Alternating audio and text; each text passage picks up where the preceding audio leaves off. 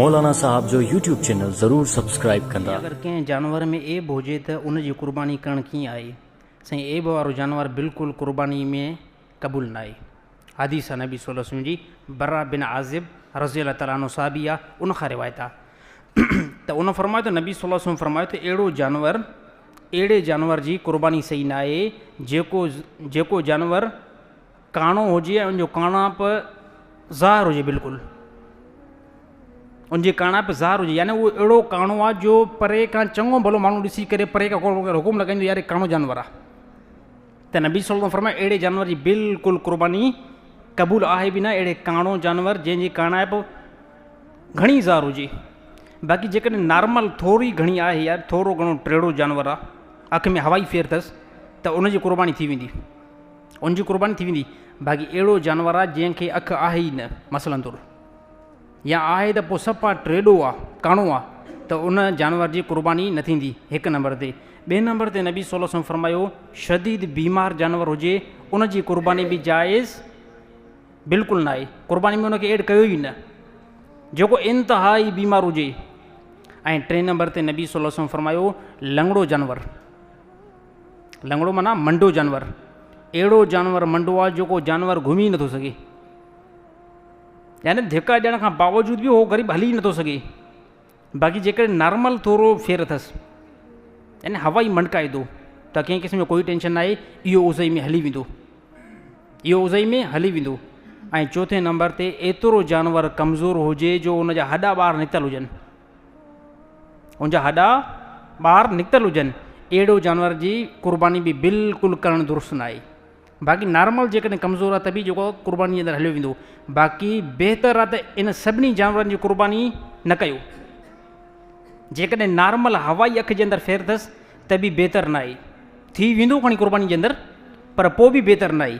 बीमार थोरो बीमार आहे साईं, वधीक बीमार न आहे, नॉर्मल बीमार आहे, थी वेंदो त बि बहितर न आहे।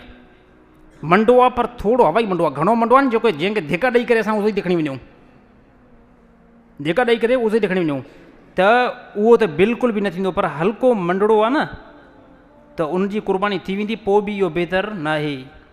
इंतिहाई कमज़ोर हुजे उनजी बिल्कुलु क़ुर्बानी न आहे, पर नॉर्मल कमज़ोर आहे उनजी थी वेंदी।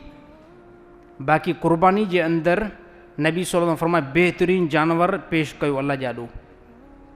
हा बहितरीनु, असां छा कंदा आहियूं त हिकिड़ो ॾिसंदा जेको 50,000 में मिलंदो न, उनखे वठी करे उनजा हॾा ॿाहिरि निकितल हूंदा, उनजा हॾा साईं ॿाहिरि बिल्कुलु वाज़े तौर ते निकितल हूंदा, हॾा ॿाहिरि, हे साईं क़ुर्बानी पियो करे। हे अलाह खे अहिड़ी शइ ॾिबी आहे।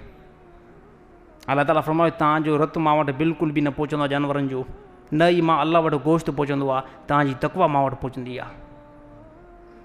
हा तव्हांजी तक़वा साईं भरियो, जेके 10,000 भरियो था न, 20,000 ते बहितरीनु जानवर वठी करे उन जी क़ुर्बानी कयो, ऐब खां बिल्कुलु पाक हुजे। हे 5,000 10,000 भरींदो छा थींदो, कहिड़ो साईं मथे में सूरु थींदो, कहिड़ी फैक्ट्री बंदि थींदी, कहिड़ो जहाज़ हलनि था, उन जहाज़ जो पेट्रोल घटिजी वेंदो, यार पैसा ॾिना बि अलाह आहिनि। बहितरीनु जानवर नबी सल्लल्लाहु अलैहि वसल्लम हुकुम न, बहितरीनु जानवर खां बहितरीनु जानवर अलाह जे नाले ते क़ुर्बान कयो। बाक़ी इहे जेके बि ऐब आहिनि न, इन ऐब वारनि जानवरनि खे बिल्कुलु क़ुर्बानी जे अंदरि न आणियो। अच्छा, ॿियो जानवर आहे जेको मजनून जानवर आहे, हिकिड़ो टकर लॻाईंदो आहे, यानी इन जानवर खे छितो जानवर चइबो आहे। मजनून जानवर जेको कंहिंखे ॾिसंदो बि न आहे, बसि टकर हुनखे टकर हुनखे टकर, अहिड़े जानवर खे बि क़ुर्बानी जे अंदरि न आणियो। ऐं ॿिए नंबर ते उहो जानवर जंहिं जानवर खे ख़ारिश घणी आहे, जंहिं जानवर खे छा आहे ख़ारिश इंतिहाई दर्जे जी अथसि, इन जानवर खे बि क़ुर्बानी जे अंदरि साईं एड न आहे करिणो। हा, ऐं टे नंबर ते जेको जानवर ॾिसे थो पर थोरो थो ॾिसे, उहो काणो बयानु करे वियासीं। अच्छा, चोथे नंबर ते अहिड़ो जानवर जेको पैदाइश खां ई अंधो आहे, पैदाइश खां ई उहो अखियूं हुनखे आहिनि ई न, बिल्कुलु इहो क़ुर्बानी जे अंदरि दुरुस्त न आहे। अच्छा, 5 नंबर ते जंहिंजो कनु कटियल हुजे उहो बि क़ुर्बानी जे अंदरि न थींदो। 6 नंबर ते जंहिंजो नकु कटियल हुजे इहो बि क़ुर्बानी जे अंदरि न हलंदो। त हे सभु जेको मां सिफ़तियूं हाणे साईं क्वालिटियूं ॿुधायूं, हाणे लॻे थो अॻिते ॿुधाइण जी ज़रूरत न आहे। सभई साथी सम्झी विया आहिनि त हाणे कहिड़ो जानवर शरीर ॿुधाए थी त उनखे ज़िबह कयूं। अंधो बि न हुजे, मंडो बि न हुजे, काणो बि न हुजे, हा साईं, कनु कटियल बि न हुजे, नकु कटियल बि न हुजे, पुछ कटियल बि न हुजे, अहिड़ो जानवर अगरि जंहिंमें इहे क्वालिटियूं आहिनि न त इन जानवर खे क़ुर्बानी जे अंदरि बिल्कुलु बि न आहे आणिणो, बिल्कुलु सही आहे। यानी कन बि सही अथसि, अखियूं बि दुरुस्त अथसि, नक बि जेको सही अथसि, ऐं पुछ बि कंहिं क़िस्म जो न आहे कटियल, ऐं बॉडी में बि बहितर आहे, कंहिं क़िस्म जी का बीमारी बि न आहे। हा, अहिड़े जानवर खे अहिड़े जानवर में पंहिंजो हिसो लॻायो। क़ुर्बानी खां पहिरियों ॾिसो जानवर ॾिसो, असां बसि ईअं पैसा पकड़ाए छॾींदा आहियूं।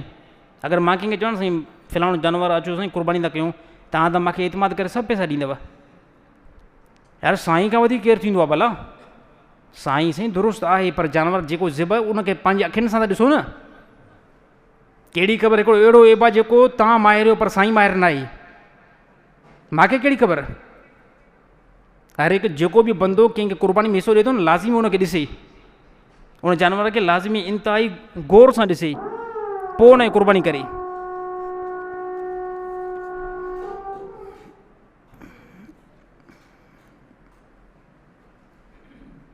साईं तकबीर तहरीम वक़्तु हथ मौलाना साहब जो यूट्यूब चैनल ज़रूर सब्सक्राइब कंदा।